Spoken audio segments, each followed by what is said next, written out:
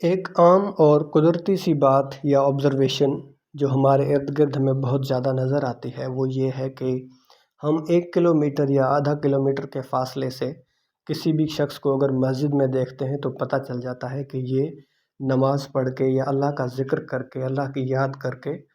باہر نکل رہا ہے۔ لیکن 1 فٹ اور آدھے فٹ کے فاصلے پر بیٹھے ہوئے شخص کے بارے میں ہم یہ نہیں کہہ سکتے کہ اس وقت وہ کس ذہنی کشمکش سے یا کس نفسیاتی کاوش سے گزر رہا ہے۔ اس کی وجہ کیا ہے کہ ظاہری عمل ایک الگ چیز ہے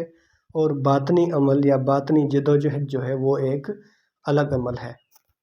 اگر آپ کو قرآن پاک کی آیت یاد ہو جس میں اللہ تعالیٰ تقریباً کئی مرتبہ یہ فرما چکا ہے کہ نماز پڑھو اور زکوٰۃ دو، ان دونوں چیزوں کا ہمیشہ یا تقریباً ایک ساتھ ہی ذکر ہوا ہے، لیکن جب اللہ کے ساتھ کی بات آتی ہے تب وہ اللہ کہتا ہے کہ صبر کرو اور میں تمہارے ساتھ ہوں۔ یہاں پر بھی صبر ایک باطنی عمل ہے اور اللہ تعالیٰ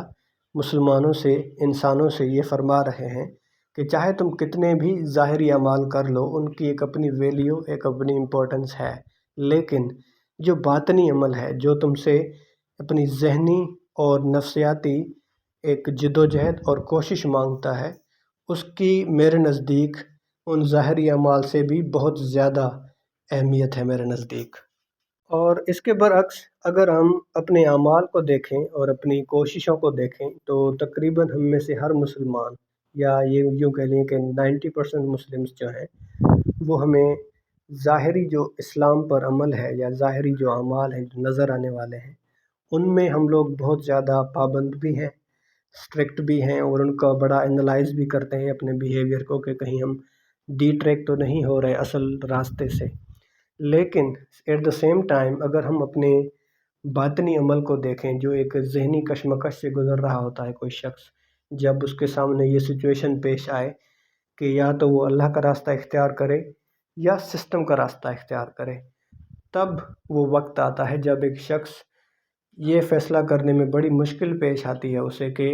اب وہ کون سا عمل اپنائے، سوسائٹی کا عمل، سسٹم کا عمل یا پھر اللہ تعالیٰ کے قانون کا عمل۔ اب یہ جو کشمکش ہے ایک مسلمان کے دل یا دماغ میں کہ وہ کس چیز کی بات مانے، اس کی 2 مین وجوہات ہیں۔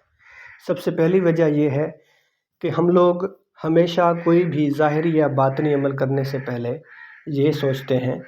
کہ جس سوسائٹی میں اور جس سسٹم میں ہم رہتے ہیں وہاں پر ریچولز کیا ہیں، وہاں پر لوگ کیا سائیکالوجی اور کیا جو ہے وہ بیہیویئر لے کر چلتے ہیں، تو کنفرمٹی کے حساب سے ہم بھی پھر ویسا ہی بیہیو کرنا شروع کر دیتے ہیں۔ اور